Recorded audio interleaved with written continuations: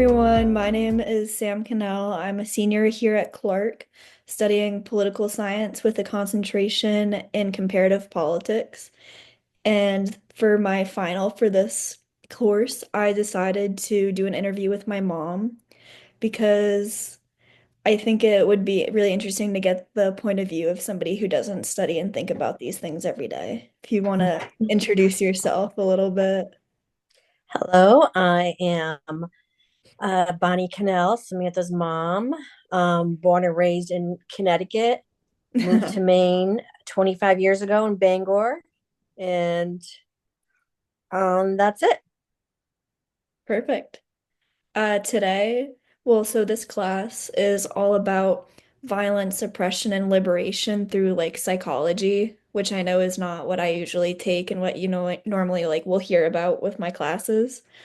But it's been really cool so far. I've really liked it. And one of the main topics that stuck out to me has been resistance.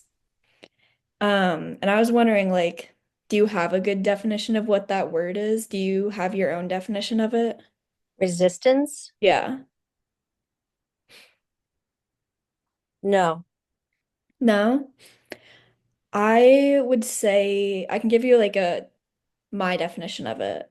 please.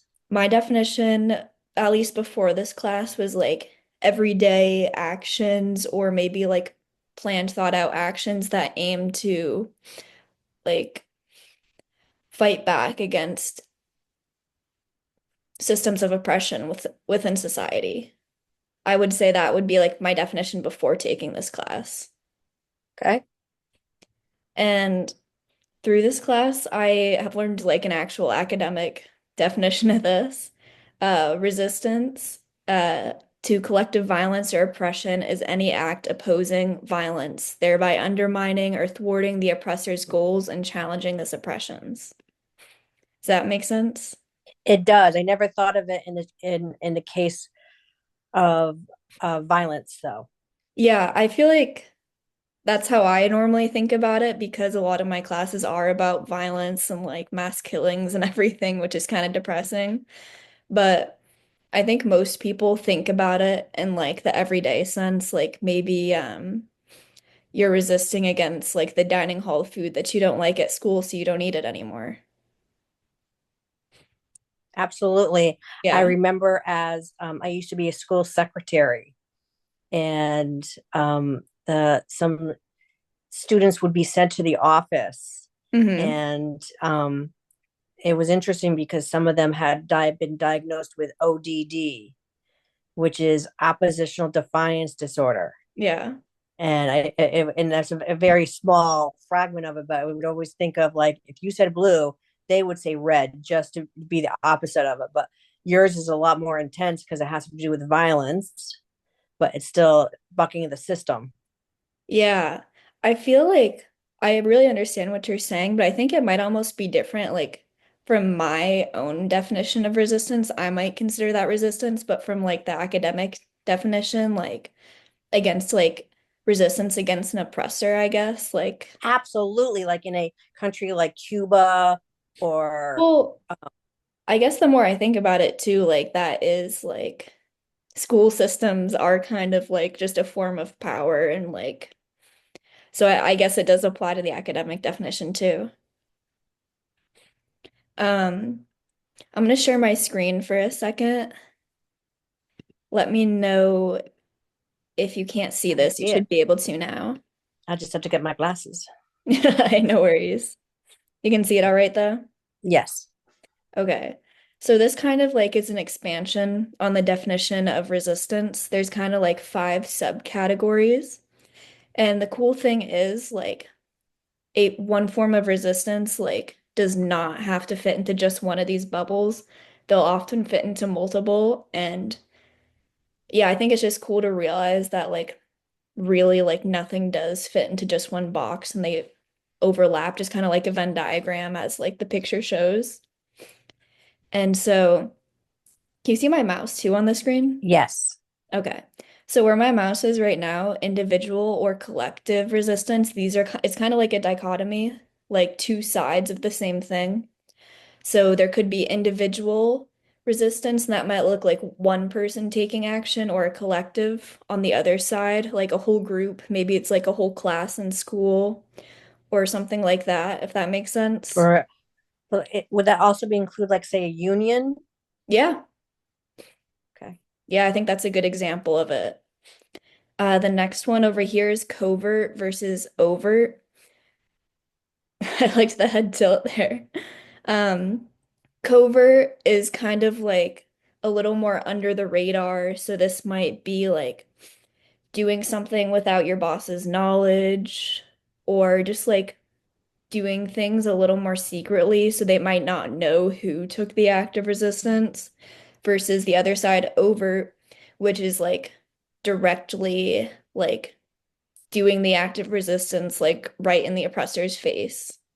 Yes. So like the kid who would say like if you would say red, they'd say blue, like that's really overt. Yes.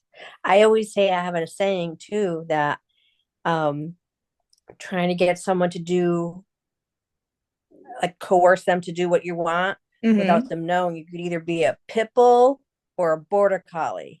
So the pit bull would be the overt Hmm. and the border collie would be the covert. I Yeah, like that's a that. great way to look at it. The third little bubble here is nonviolent versus violent. That one seems probably a little easier to understand, like whether the action is violent and hurts or kills people or nonviolent, just like peaceful. I often think of like stuff during like the women's movement when women would like chain themselves to like the legs of bar stools so they didn't have to be removed from the bars, I guess. Hmm. That would be a good example of nonviolent. The next little bubble is psychological versus material. This one was the hardest one for me to understand, but we watched some TED Talks for class that helped me get a better understanding of it. There was one where this indigenous woman was talking about all the like resistance she's engaged with. And one of the examples she spoke about was while protesting or resisting, her and other people she was with got locked in a cage, like dogs effectively. And their kind of thought was, since we're being treated like dogs and like animals, we might as well act like it. So they started barking at the people who put them in cages. And I think that's a great example of like the psychological aspect of it. They're like reclaiming a part of the oppression and changing it into an act of resistance. That makes sense? So what's the opposite of that with material? Material is just kind of, I don't have a great example for this one, but taking things more like the material reaction would not have been to re bark like a dog at the people who put them in the cages, just probably more like, I don't want to say a more realistic reaction because I think the barking was a realistic reaction, but maybe a good way to think about it is like outside of the box versus inside thinking. Like Okay. material would be thinking inside the box, psychological is thinking outside. It's kind of how I think of it a little bit. But Okay. like I said, this one's kind of like the most challenging to understand out of the five. Hmm. And the last one we already kind of talked about a little bit, everyday resistance versus organized or planned. Like everyday resistance might be like really small actions, like saying red instead of blue, while organized action might be like a big protest. So it sounds like it's like more like random or more Yeah, like just planned. Yeah. Yeah. And the cool thing about resistance too is that it's kind of these different strategies and ways of resistance are based off like the consequences of maybe whether they do or don't do the act of resistance. Like maybe they're scared they might be attacked afterwards, they might be sent to prison. Mm, And so absolutely. yeah, that can really influence like how, why, who, when, and where are involved. And I was wondering if you can think of any examples of resistance within your own life. I know we already mentioned one or two, but Oh, my own life. That's ironic you say that because when you're talking about the first bubble with the individual or the collective, right now at my work, there's about 15 of us. And the lack of a better word, the leader slash owner, he's very hands off, very not structured, very not well with leadership and giving Mhm. directions, and very sloppy with his work. And this new person came in, and she's probably 60 or so, and she has lots of experience. So she comes in and she keeps on bringing up all these things that are wrong, and he's getting frustrated, and now she's getting viewed as the troublemaker or negative. Mhm. And several other people in the office, they're just followers. They're gonna be like, oh, did you hear her? And it's just, I'm like, well, she has a valid point. She wants to do things the right way. Mhm. And it's just interesting because she is the individual, and she's getting tagged as the difficult one, the Yeah. troublemaker. And I'm like, but is she? Yeah. She's not falling in line. That's an interesting example. But I mean, you already kind of said this yourself, but I was gonna ask, do any of these bubbles like really like align with the example? Like we already talked about Individual. the individual. Yeah. Yeah. So are we looking for another one? If one sticks out. When you mentioned the violent versus non-violent, Hmm. um, I hate to say it, the first thing that came to mind was the Trump when they was it January 6th. Yeah. I mean, that was violent. That was What's really and interesting too, like we talked about terrorism in class as well, and we had that under examples for terrorism. wow, wow, Yeah. yeah, and So like that definitely goes beyond resistance in my opinion. yeah, you're absolutely right. I didn't think of it that way, but Yeah. yeah, Yeah. Well, no, it's hard. I feel like maybe to the people like actually there doing that, like they probably viewed it as an act of resistance. yes, But yeah, it doesn't always mean it's for the proper good. exactly. Yeah, And kind of like these bubbles, like I feel like in terms of like who's viewing the resistance, it's viewed in different ways like that too. And sometimes the motivation of not taking action can also like outweigh potential backlash of actually doing the action, if that makes sense. hmm, And so like for an example from my life, I don't know if you remember senior year of high school when I was having problems with the varsity soccer coach. And I had a lot of conversations with him and just like the motivations in my case were the possibility of not enjoying the sport I'd loved for like 13 years, or the hmm. possibility of like maybe not playing or getting less playing time. And looking back at that, I think kind of like you said with your coworker, it was a situation of individual resistance because you kind of people voice all these opinions and then you turn around and nobody's there with you. That's so true. They'll Yeah. all they'll all surround you and complain and agree and validate your feelings.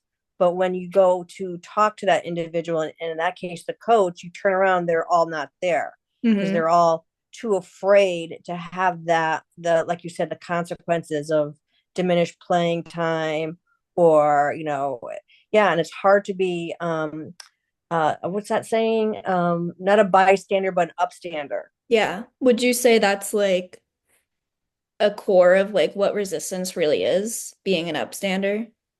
Absolutely, absolutely. And because you have to be strong enough and not have to have people behind you, because it's hard Mhm. to do what you think is right. Especially when there's not people with you. Exactly, Yeah. exactly. You have that mentality of I don't want to say sheep, but it's like, it's not easy to be, go into it all by yourself. It's And it could not. be, and over time you can get beaten down. Hmm. So the I mean, stamina you need to have as yeah, well too. that's almost why I think resistance is so important.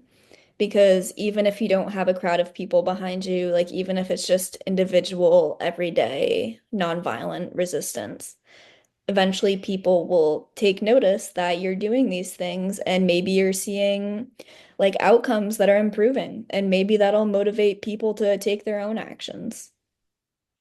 Yep. Well, it's interesting because you look at, a lot of the structures we have out there in government or school or what have you.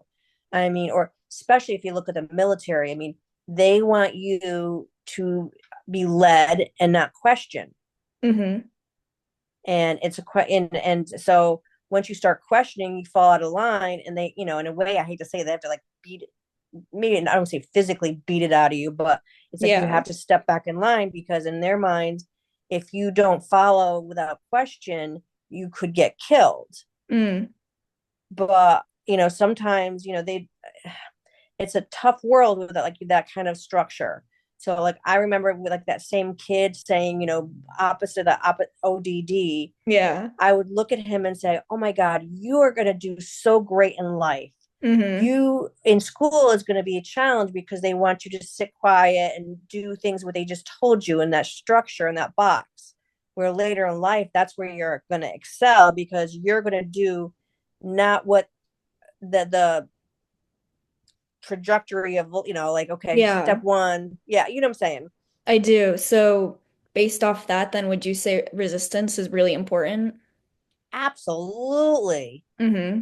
Why? Just in Absolutely. terms of like building self-confidence and like Making life better, advocating for yourself? improving. Yeah. We don't want status quo. You want Hmm. status quo. How are you going to get things? It's like, so someone asks a question, why do we do this? I don't know. We've always done it that way. Well, okay, let's improve it. So now you're, in a sense, doing a small act of resistance. Yeah. Be it small or bigger. It's always about questioning and improving things. So I never thought of it that way, but that's very true. Hmm. Yeah, no, that's really great. That's all my questions for you, but thank you so much for letting me chat with you about this. Well, thank you. It's a very, very interesting topic. Yeah, I'm glad. Maybe we'll keep having these conversations after this class. Thank you. Yeah. Where there is power, there is resistance. And yet, or rather consequently, this resistance is never in a position of exteriority in relation to power.